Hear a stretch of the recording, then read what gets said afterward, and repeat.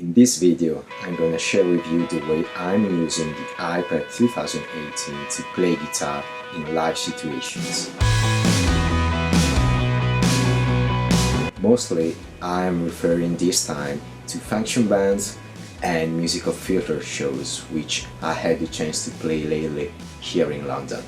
Now, before jumping straight into the topic of this video, don't forget to like this video and subscribe to my YouTube channel because this is gonna help me a lot for keep creating new content and possibly to start sharing with you more about the way I used to work, perform, teach and use digital devices and digital apps to play guitar. So the first question that many could ask at this point is why an iPad? So I think we have three main reasons to choose to go for an iPad solution to play live. In first place is about portability. As you can see, these are basically the few elements you need to carry with you if you want to play your guitar through an iPad solution.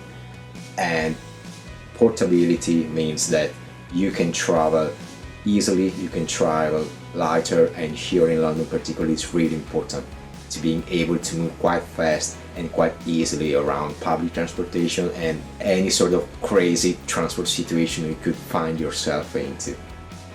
In second place comes versatility, as you definitely could find in other YouTube videos about apps that can give you high quality sounds on iPad and even Android system.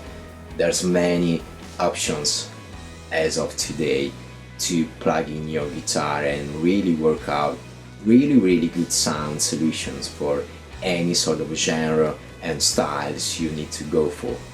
In my case, I decided to go for an IK multimedia solutions just to try to be as consistent with all the different aspects and all the different tools that I need to build up my digital system on an iPad. Third place comes convenience, and when I say convenience, I mean that if you go for an iPad solution, you can still get access to tons of different sounds and amps and pedals, or better, digital renditions of real amplifiers and real pedals and any other sort of modulations or ambient effects you ever wanted to look for, with the difference that if you compare price range of these kind of solutions with many other famous digital rigs like Kemper, XFX, Helix and that sort of things, you can still get a better price if you decided to go for an iPad or tablet solution. So these are the three main reasons that I decided to give it a try to iPad all digital guitar system. So before we move on, just a quick disclaimer for you guys. This is more about documenting the reasons why I choose to go for a digital iPad solutions for many of the situations I found myself to play live here in London. It's not about demonstrating many different kind of sounds or different apps in this case. If you're interested in a review of the way and the sounds you can get out of these kind of things, I totally recommend you, in particular, a YouTube video from Gary Uriwan. I put a link in the description below. I think that lately this has been one of the most complete and interesting, so you guys can totally go and check that out. I have to say that I heard quite early on about the very first interfaces to plug your guitar into smartphones and tablet devices. I think the first one I tried out was the PD Amp Kit link with the Amp Kit app, but I have to say that back in the days I was still living in Italy and I was used to go for a full analog solution, so the classic tube head, cabinet and pedalboards. I'm including now some pictures here to give you an idea of what I was used to. But then when I decided to move to London, I realized that one of the first urgency that I had was to find the best possible solutions to combine smaller portable devices with good sound results and at the same time the ability to give to the sound engineer a good signal to be plugged into mixing decks, and PA systems. So how does this thing work? From your guitar, you can plug straight into an audio interface. In this case, I'm using an iRig Pro Duo, but you can totally use at this point in 2019 with an iPad, even your regular audio interface that maybe you might have already for your laptop or desktop solution. You just need to find the proper connections between the interface and the iPad. From there, you want to have a dedicated app on your iPad to work out your sound. So this could be the very minimalistic solutions for you just to get your guitar sounding. At this point, once you've made your sound, you can give to the sound engineer, or you can plug directly into a PA coming out from your audio interface, and at the same time you can also monitor through a headphone set what your guitar is sounding like. Also, this is a bonus feature that I had the need to include in my system. You can also decide to couple your interface with an in-ear monitor system, and I include that part at the end of this first introduction. So once you've made your sound decisions, it's time now to get yourself the best versatility in terms of changing sound during a set list or for particular moments throughout the song. For doing that, I decided to include a Bluetooth pedal board.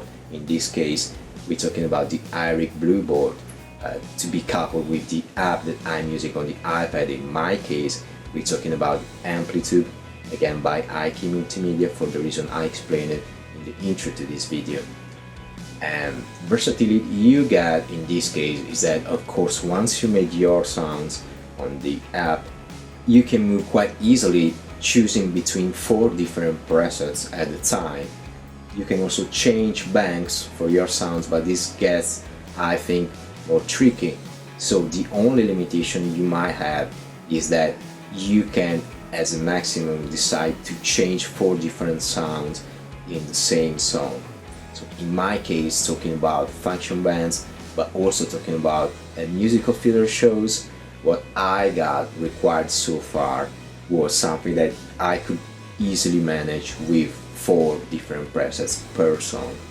So the 2 extra elements I decided to include in my system are Behringer P1 in-ear amplifier and M6 Pro in-ear monitor. And I think that with these 2 extra elements in this system, you are really good to go for any sort of musical theater show, function band, especially when you go to higher level corporate events and you're required to be as good sounding and as compact in terms of how much space you need to fill in on the stage.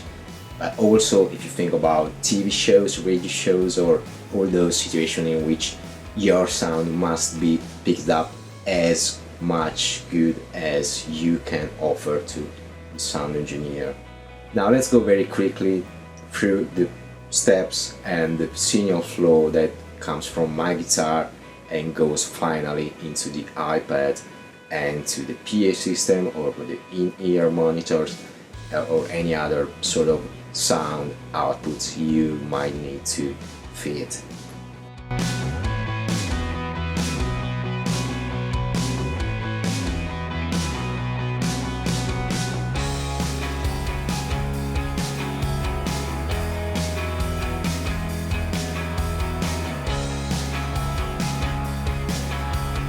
Okay, so in this moment I connected the interface to the iPad and I got into the Amplitude IK Multimedia app, and also I connected my Bluetooth pedal board to the proper app to control and to interface this pedal board with the app.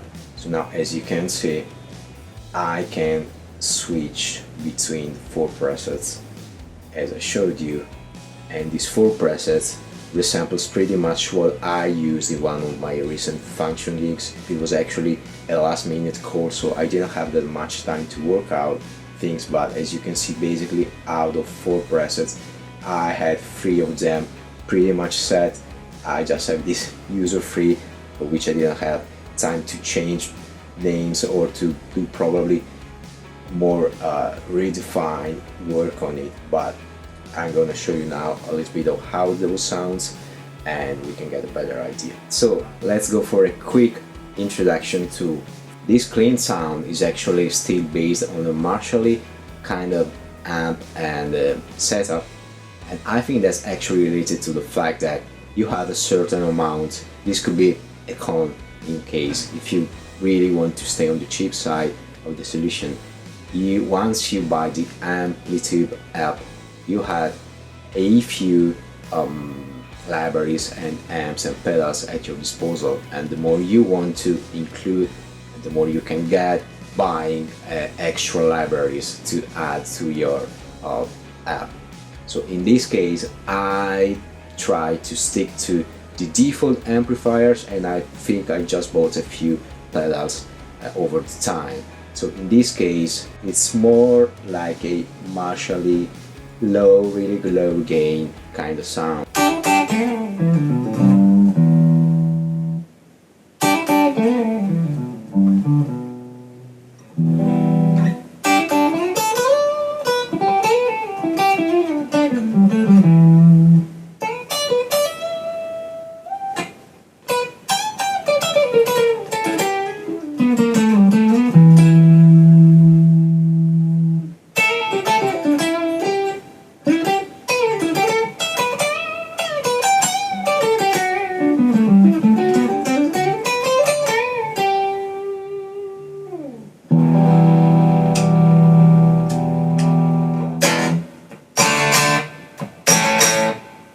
So as you can see, if you work out a little bit with your volume pot, you can get that sort of analog dynamics kind of reproductions. Then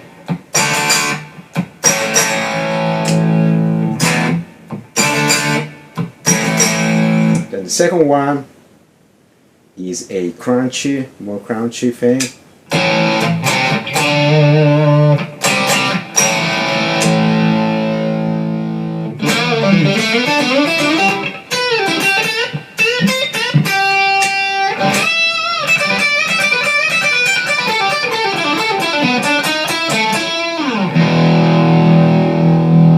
And I think the user free was kind of lead sound.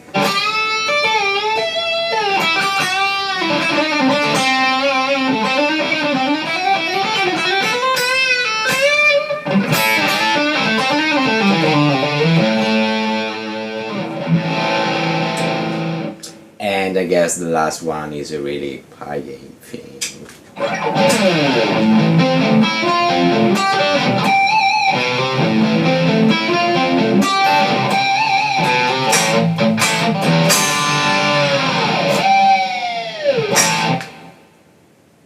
Yeah, it's pretty much what you can get. So the final extra tip I want to share with you guys is that if you use the headphones output from the iRig Pro Duo, you can basically feed a in-ear monitor amplifier like this one by Behringer, and you can actually, in this case, since I have 2 inputs on the device, I can blend the signal that comes out from my app, so my real guitar signal, with any sort of general mixing that sound engineer can give you on stage. Hopefully, if you have any other better solution, or if you experiment something like this and maybe you find it was a good one, or on the other side you find it didn't work out for you, just let me know in the comment section below, and let's start to talk about this, and let's start to share your opinion, and let's start to share your experience. So to wrap it up this video, what do you think? You think the iPad can be a good solution for you? What I find out, and what I'm convinced to, is that in 2019, if you want to succeed as a professional musician, meaning that if you want to have consistent jobs, if you want to be called to play, to perform, to record, to teach, you need to adapt yourself as much as you can to the situation, the environment in which you are required to work. And I think that for many situations today, something like this can be a really good and not too expensive choice for you. Let me know what you think. Thank you very much, guys. If you made it to the end of this video, I appreciate that. Don't forget to like this video, subscribe to my YouTube channel, and I'll see you guys in the next video.